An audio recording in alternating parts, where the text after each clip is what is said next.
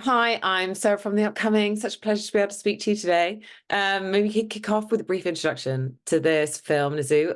What can people expect if they don't know anything about it?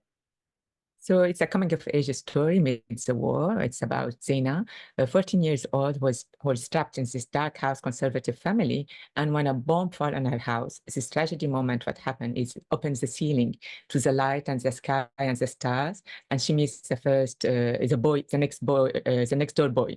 So it's about first emotion, first love, meets the war. And I know it's your second feature, and your debut was so well received. Tell us a bit about the genesis of this particular project and how you kind of went from your first feature into this one. Was there any kind of through lines? What was it about that film that led you to this one?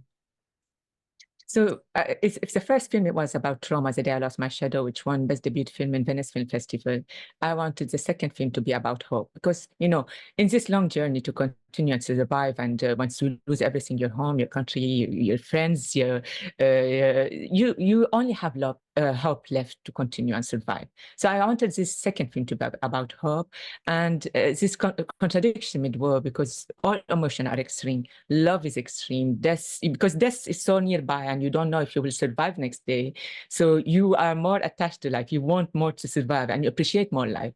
So that's the hope came with this contradiction emotion.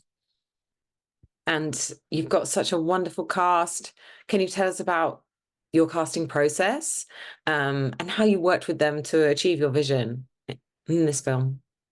So I have a mix of always in my film, first-time actors and star actors, professional actors. So in this film, everyone is first-time actors, like especially the kids first time. But the father and mom are big stars in the region, which is, and I always try to make long rehearsal before the film. So I made 1 month of rehearsal with the kids so they would, get to know each other, get spontaneous and to improvise. I love improvisation. But it's not easy to cast when you are making a Syrian film and trying to make it authentic with people who lived the war and understand what does it mean. So the casting was as reflecting the diaspora, the Syrian diaspora was around the world. So the father is based, Samer is based in Dubai, the mother is based in Kinda, in Egypt, the boy in Sofia, and the girl in Turkey. All the actors are around the world is reflecting the situation of Syrians who had to leave their houses. And I know you're working with, cinematographer Helen Louver, who's worked on lots of other kind of projects. Can you tell us about your sort of collaboration with her and how that kind of captures the look and feel of the film?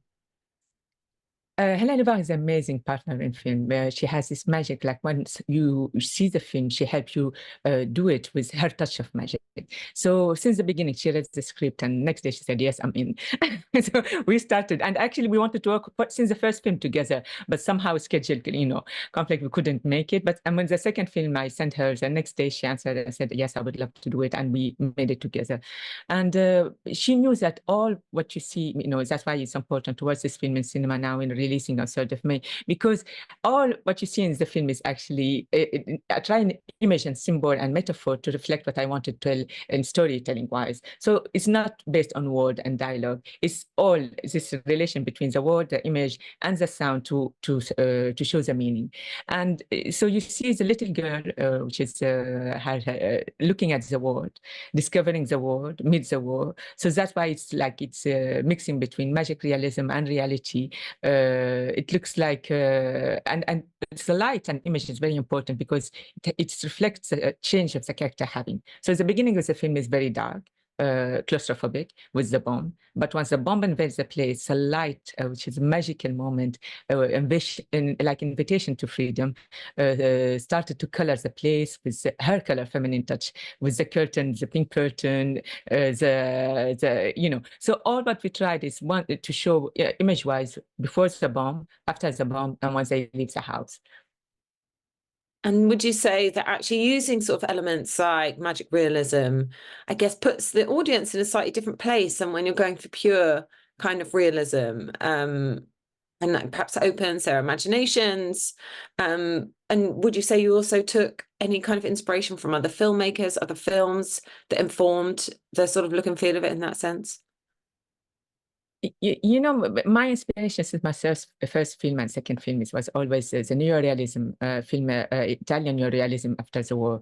I loved how they like bicycle thief, a very simple story of a father and a son trying to get a bicycle to just continue their life, reflect, the complicity and the horror of, living in the world. So I always tried with a simple story, simple characters to show what it means to believe the war. But at the same time, I tried in my film, to add magic realism. This is something I added to this neorealism genre because I feel it's. I don't know. I didn't think about it when I started.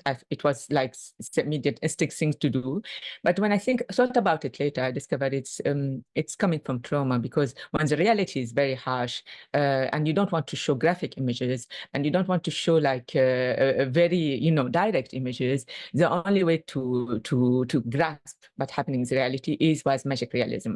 So if there's the first film about the image of losing shadow, this film is a little girl seeing the sea since the beginning of the film in the sky while throwing a rock, and it's like it looks suddenly the sea in the sky. So yeah, if the motivation in each main film is different to go to magic realism, this one is a little girl dreaming for a better world. And thinking about kind of how a lot of audiences, perhaps when they hear about Syria and they hear about what's happening in Syria, it's usually through news articles. And how did you want to kind of represent, something of the feeling, the reality of living through something like this? And how did you want your vision of Syria to play through on the screen? I wanted to tell a different story about Syria. When I make a film, I know that I'm not making it out of nothing. Everyone knows by now what's happening in Syria, the graphic image, the horrors, the tragedies that happen. So based on the imagination of the audience, I play with them, I make film with them. I try to make this film different. They know everything, everyone by now should know what's happening in Syria. And so based on this image, I show this simple story of what happened in a family, in a house, with a little girl, about what happened to women during the war. So I try to go, I think I also call it the female gaze. Instead of going to battlefield to be like, where is the big combat happening, I go to houses, to small detail, to see and to show things that you don't see on the news.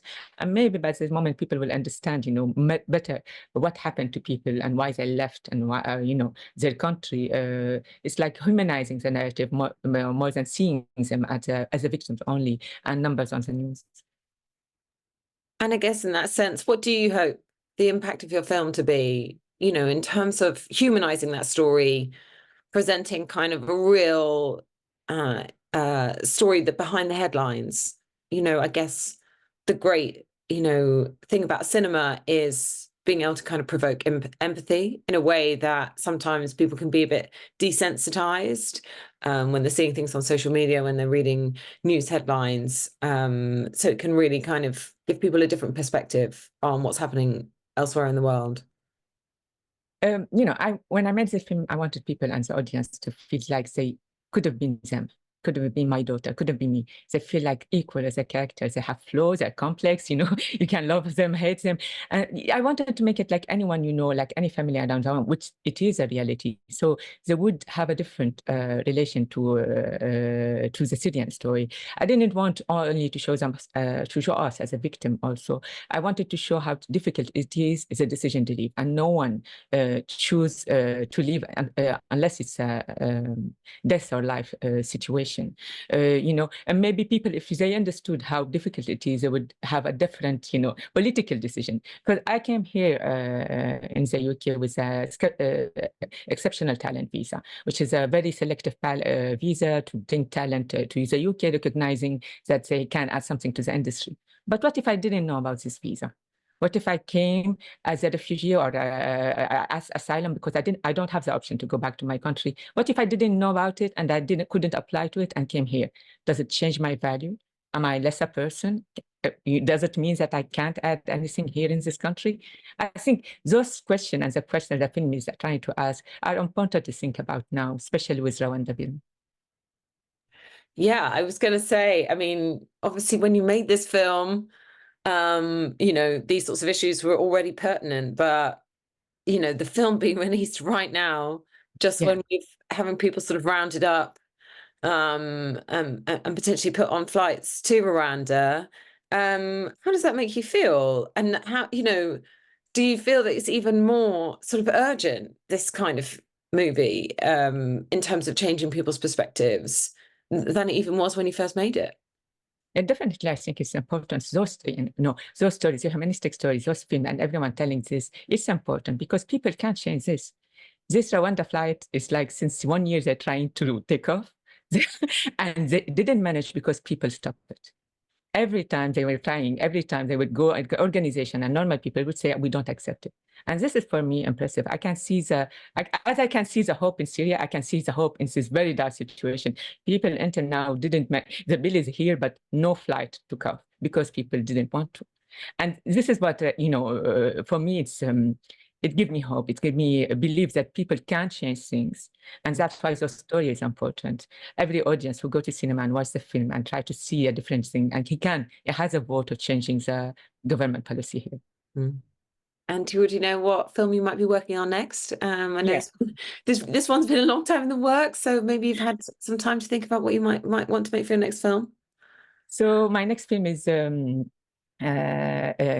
in London. It's different point of view about the city, my point of view. I think it was as all my films are personal, I try also in my film to my new relation to this city that I'm based now, my new home, hoping that would add a new fresh point of view of the city that I'm living now. Amazing. Well, I can't wait to see that one as well, but particularly this film. I know it's standing in cinemas this week. Thanks so much for your time. Thanks for sharing all that with us, and I can't wait for everyone to see the movie. Thanks.